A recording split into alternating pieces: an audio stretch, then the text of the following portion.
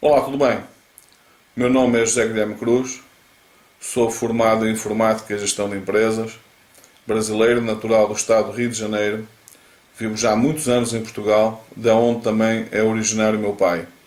Tenho por isso um enorme amor pelos dois países, o que me fez criar este canal, onde gravo vídeos, onde falo sobre política e economia, tanto do Brasil como de Portugal, países que para mim são extremamente importantes, como devem calcular. Neste ano de eleições no Brasil, resolvi começar a gravar, e este é o primeiro de uma série de vídeos, onde eu falo de alguns aspectos que eu entendo como essenciais para uma profunda mudança no Brasil. Uma das coisas que me entristece muito no Brasil, aliás, em relação a isso também em Portugal, porque, embora sem ter nem de perto o potencial que o Brasil tem, Portugal também é um país com enorme potencial. Uma das coisas que me entristece bastante é ouvir desde criança que o Brasil é o país do futuro e ver países que não têm nem de perto o potencial enorme que nenhum outro país no mundo tem que o Brasil. Não é nenhum exagero dizer que não há nenhum país no mundo que tenha o potencial do Brasil. Até em termos territoriais, em certa medida, pode-se considerar o Brasil o país maior do mundo. E a razão é simples, você não deve estar a compreender, mas como? Mas a Rússia é muito maior que o Brasil, o Canadá é muito maior que o Brasil, a China é maior que o Brasil, os Estados Unidos é maior que o Brasil. Como é que você diz que o Brasil é o maior país do mundo? Em certa medida é. Sabe porquê?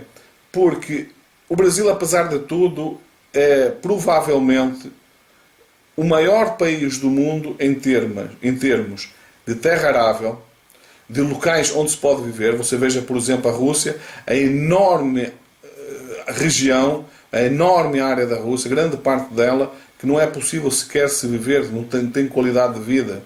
O Canadá, a mesma coisa. A China tem, por exemplo, o deserto de Gobi. Os Estados Unidos, o centro dos Estados Unidos, também é uma área bastante desértica, e tem o Alasca, que faz com que os Estados Unidos seja maior que o Brasil. Tem o Alasca, que é todo ele gelado. E além disso, o Brasil tem, na maior parte do território, duas culturas por ano, duas safras. É como se de repente o país tivesse o dobro do território que tem na realidade. Portanto, não só, eu estou a falar aqui evidentemente da parte agrícola e da parte em que é possível se viver, o Brasil todo ele é possível ser habitado. Há regiões do mundo em que é extremamente complicado as pessoas viverem lá. No Brasil não, no Brasil pode-se viver inclusivamente no semiárido. Portanto, tem um potencial incrível. E, no entanto, aquilo que eu vejo é o seguinte: toda a gente que me segue no meu canal, já percebeu que eu tenho uma enorme admiração pelos países nórdicos. Eu tenho enorme admiração, sobretudo porquê? Porque são países que têm tudo para serem os países mais pobres da Europa, ou de alguns dos países provavelmente mais pobres do mundo, e é exatamente o contrário. São dos países em que o nível de vida, a qualidade de vida é incomparavelmente maior a qualquer outra região do mundo. E isso aparentemente não faz sentido. No entanto, faz muito sentido por uma questão de mentalidade.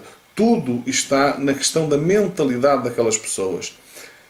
E a questão que envolve o facto de Portugal, Brasil e outros países, mas os outros ficam com os outros, a que me interessa é no caso de Portugal e Brasil, e neste vídeo especificamente no caso do Brasil, o potencial do Brasil é de tal forma gigantesco que é com muita tristeza que eu vejo o Brasil já não ser há muitos anos um país que se invejado a nível global. Invejado até por países, como vocês sabem, que se conseguem no meu canal, eu tenho enorme admiração, como o caso da Noruega. Provavelmente você não sabe que a Noruega, durante a Segunda Guerra Mundial, na altura que foi ocupada pelos nazis, nem sequer era um país, era um Estado que pertencia à Suécia. E até a primeira metade do século passado era um país extremamente pobre. As únicas riquezas da Noruega nessa altura era o ferro e a pesca. Mais tarde se descobriu o petróleo e provavelmente muitas pessoas dizem, eu já ouvi muitas pessoas dizerem isso, que a Noruega se desenvolveu graças ao petróleo. Não é exatamente assim, porque a receita do petróleo da Noruega tem sido usado exclusivamente, todo o lucro obtido com a exploração do petróleo para um fundo soberano. O que quer dizer que todas aquelas regalias, todas aquelas proveitos que os noruegueses têm, com aquela qualidade de vida, com aquele sistema de proteção social, de forma que nenhum norueguês corre o risco de morrer na miséria, nenhum norueguês corre risco de passar fome, porque o país tem um sistema de proteção social extremamente importante, extremamente forte. Não vem do petróleo. O petróleo, todo esse dinheiro vai para um fundo soberano. E o que isso acontece porquê? Porque a Noruega não caiu, aliás, não só os países nórdicos de modo geral, mas até mesmo a Alemanha, se você segue o meu canal já ouviu falar sobre isso, não caiu nessa ideia que está a crescer no Brasil de vamos privatizar tudo. Eles não caiu nesse erro de dizer que o problema da corrupção está na privatização. Desde logo porque é mentira, basta ver o caso dos portos no Brasil, em que foram privatizados e há escândalos como aqueles em que está envolvido o presidente Temer e alguns amigos dele. Veja-se, por exemplo, o caso das estradas que foram privatizadas no Brasil, eram para ser duplicadas, eram para ser feitas obras, nada disso foi feito. Os pedágios começaram a ser pagos, as pessoas pagam pedágio e as estradas estão da mesma maneira. Veja-se os exemplos das mineradoras que foram privatizadas. Normalmente os liberais só gostam de citar os exemplos positivos, mas vamos citar os exemplos negativos. Veja o caso da mineradora, da Samarco, por exemplo, que é uma empresa que pertence, como sabem, a Vale do Rio Doce, que foi uma empresa estatal. Vocês acham que se aquele desastre ambiental já não estaria resolvido há muito tempo caso a Samarco fosse uma empresa estatal? É evidente que sim, porque tinha, além dos danos que tem a nível do impacto económico naquela região, que está a ter ali, também havia um impacto político. Evidentemente que toda a gente ia cobrar se aquela de uma forma muito mais efetiva e caso a Samarco fosse uma empresa pública do que não sendo. O que é que acontece? Como uma empresa privada tem andado de recursos em recursos, o processo de poluição tem se expandido de tal forma que agora aconteceu o caso da Hidral Norte, que curiosamente até é uma empresa norueguesa, noruegueses que têm um cuidado com o ambiente extraordinário, mas mais uma vez se mostra que a questão dos noruegueses não é porque eles sejam melhores do que os outros no sentido de serem pessoas mais honestas, menos corruptas.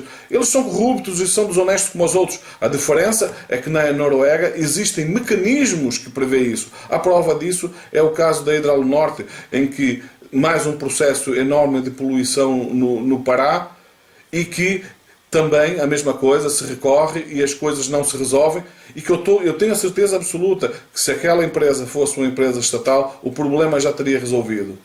E você provavelmente está-se a perguntar, bom, mas então eu defendo as estatais tal como elas estão? Não, de forma nenhuma.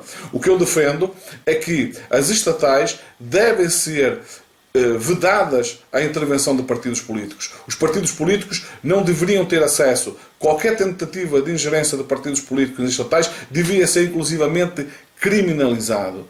Este, quanto a mim, é o primeiro passo para mudar tudo no Brasil.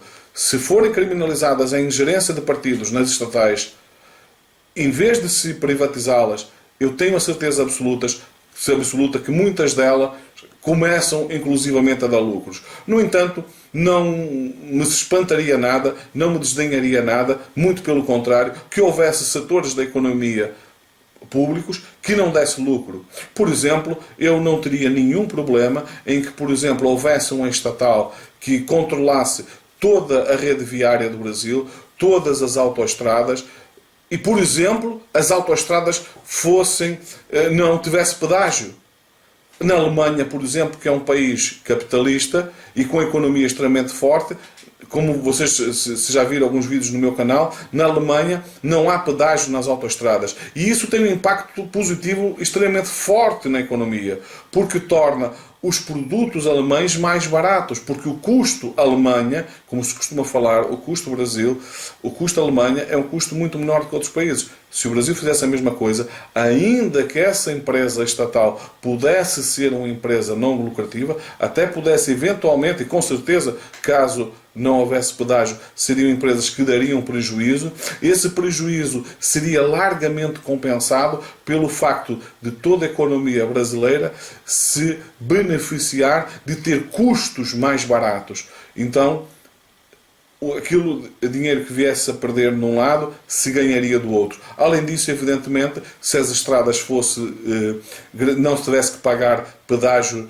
nas autoestradas do Brasil, toda a população se beneficiaria como um todo. Qualquer brasileiro podia se deslocar e os custos de deslocar seria muito menor. Isso também teria, inclusive, um impacto positivo a nível do turismo dentro do próprio Brasil. Muitas pessoas que fazem turismo fora, provavelmente optaria ainda com maior facilidade a fazer turismo dentro do território brasileiro, porque os custos ainda seriam menores. E muito desse dinheiro que hoje vai para fora, provavelmente ficaria no Brasil, caso se tomasse medidas como essa. Ou seja, há muita forma, há muita solução em relação àquilo que é possível fazer-se no Brasil, sem necessariamente ir para o caminho mais fácil. O privatiza tudo é o caminho mais fácil. No entanto, nada disso será possível sem que se faça uma depuração completa do Parlamento.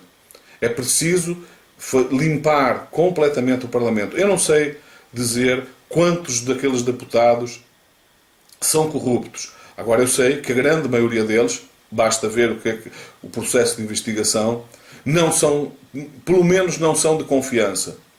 Então, o que você deve fazer, quanto a mim, é verificar quem são os deputados, quem são os senadores que lá estão, ir cortando todos aqueles que você sabe que tem um processo de investigação sobre eles, que existe suspeita, porque basta haver uma suspeita. No caso da política, não basta a pessoa ser séria, ela tem que parecer séria. A partir do momento que há uma desconfiança, é importante não se arriscar. Vamos cortar essa pessoa da lista.